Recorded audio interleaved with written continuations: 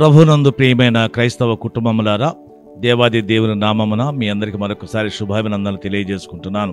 ఆర్నోన్ సంఘం వాళ్ళు నిర్వహిస్తున్న ప్రతిష్ఠిత నివేదనలకు కార్యక్రమానికి మిమ్మల్ని అందరినీ ప్రేమతో ఆహ్వానిస్తున్నాం. నిన్నటి వరకు మనం లెంట్ సీజన్లో భాగంగా 40 రోజులు మాత్రమే ఎందుకు ప్రార్థన చేయాలి అనే విషయాలు మనం జ్ఞాపకం చేసుకుంటున్నాం. ఇక్కడ ఒక విషయాన్ని మనం జ్ఞాపకం చేసుకుందాం. 40 రోజులు ప్రార్థన చేస్తే అద్భుతాలు జరుగుతాయి. కాబట్టి నేను IAS పాస్ అవ్వాలి, 40 రోజులు ఫాస్టింగ్ ఉంటే అది జరిగే కార్యం కాదు. నేను ప్రధానమంత్రిని అయిపోవాలనో లేకపోతే అమెరికా ప్రెసిడెంట్ని అయిపోవాలనో ఎవరైనా 40 రోజులు ప్రార్థన చేస్తే అవ్వవు. అది ఎందుకంటే సాధ్యాసాధ్యాలు దేవుని చిత్తములో ఉంటాయి.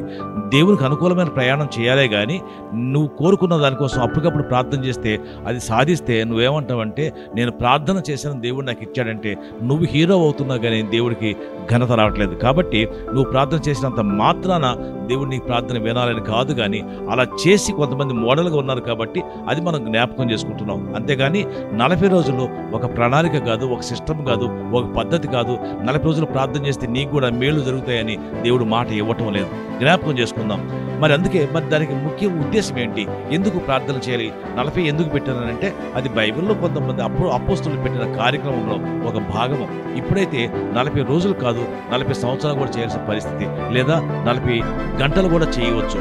అది నీ వీలుని బట్టి, నీ పరిస్థితిని బట్టి ప్రార్థన చేసుకోవాలి. ఆ ప్రార్థన ఎలా ఉండాలి అని మాత్రం జ్ఞాపకం చేసుకుందాం. ఉపవాసం ఉండటము, 40 రోజులు ఉండటమా, 41 రోజులు ఉండటమా అనేది ప్రాముఖ్యమైన అంశం కాదు. ఉదాహరణకు చూసుకుందాం. చాలా వాళ్ళు 40 రోజులు ఉపవాస ప్రార్థన చేసి 41వ దినమున ఆ చేసి మానేసిన తప్పులన్నీ మళ్ళీ చేయమని కాదు కదా. 41 తరపు ఎందుకు మనం కంటిన్యూ చేయాలంటే ఈ 40 రోజులు ప్రార్థన చేస్తే అలవాటు అవుతుంది నీ క్రైస్తవ జీవితం. ఆ తర్వాత ఆ జీవితం కంటిన్యూ చేయాలని అనే ఉద్దేశమే కానీ 40 రోజుల తర్వాత ప్రార్థన మానేసి యథేచ్ఛగా తిరగవచ్చని కాదు. అది బైబిల్ ఎప్పుడు కూడా మనకి బోధించలేదు.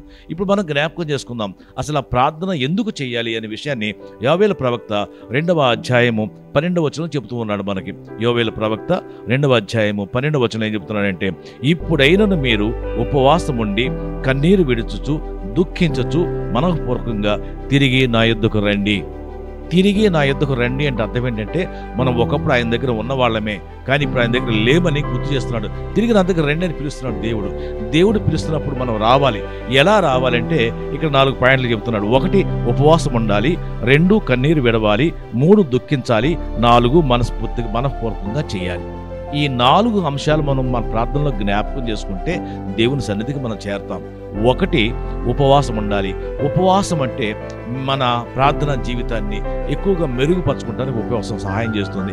కన్నీరు విడవడం దేనికంటే నీ హృదయంలో నువ్వు చేసిన పాపాలన్నీ జ్ఞాపకం చేసుకుని దేవుని చిత్తానికి వ్యతిరేకంగా నువ్వు ఎంత నీచంగా ప్రవర్తించున్నావో ఆ తప్పులన్నీ జ్ఞాపకం చేసుకుని ప్రభు ముందు నిలబడి ప్రభా ఎన్ని తప్పులు చేశానని జ్ఞాపకంతో కన్నీరుతో ప్రార్థన చేయాలి. 3 దుఃఖించడం. కన్నీరు విడటం వేరు, దుఃఖించడం వేరు. కన్నీరు విడటం అంటే మనసులో పడే వేదన, దుఃఖించడం పైకి రోధించడం. ఈ దుఃఖము, ఈ కన్నీరు విడటం అనేది అది ఈ 2 కూడా మనసులో ఉన్న భావాలు, మనసులో ఉన్న పాపాలు, మనసులో ఉన్న నువ్వు చేసిన ప్రతి విధమైన దుష్కార్యాలన్నీ కూడా జ్ఞాపకం చేసుకుని అవన్నీ కూడా నీళ్లు తోడినట్లు తోడి, బావిలో నుంచి తోడినట్లు తోడి యేసయ్య పాదాల ముందు పోసి అక్కడ మనఃపూర్వకంగా ప్రార్థన చేయాలి. మనఃపూర్వకంగా అంటే ఇంకెప్పుడు చేయను ప్రభు అని మాట ఇస్తూ ప్రార్థన చేయాలి. ఇక్కడ ప్రార్థన ముఖ్య ఉద్దేశం ఏంటంటే కన్నీరు విడవాలి, 2వది దుఃఖించాలి, 3వది ఆయన దగ్గర మనఃపూర్వకంగా ప్రార్థన చేయాలి. ఉపవాసముతో కూడిన ఈ ప్రార్థన దేవుడు నిన్ను మెచ్చుకుంటానికి లేదా దేవుడు నీ ప్రణాళిక నెరవేర్చడానికి దేవుడికి సహాయం అవుతుంది. కాబట్టి ఆయన నీ ప్రార్థన వెళ్ళాలంటే ఉపవాసం ముఖ్యం కాదు, కానీ నువ్వు 40 రోజులే ముఖ్యం కాదు. కానీ దేవుడు చెప్తున్న మాట ఏంటంటే నిన్ను కన్నీరు విడుచుకుంటూ దుఃఖించుతూ మనఃపూర్వకంగా తిరిగి రామని దేవుడు మనల్ని జ్ఞాపకం చేసుకుంటున్నాడు. నీ ప్రార్థనలో అప్పుడే కాదు, లెట్ సీజన్లో మాత్రమే కాదు, తర్వాత కూడా ఇంకెప్పుడైనా సరే ప్రార్థన చేయాలంటే నీ ప్రార్థన ఎలా ఉండాలి?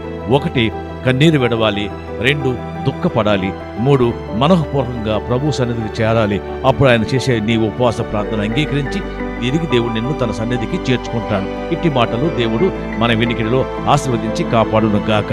మీకు మీ కుటుంబాలకు దేవుని దీవెనలు మెండుగా కలుగును గాక. ఆమేన్.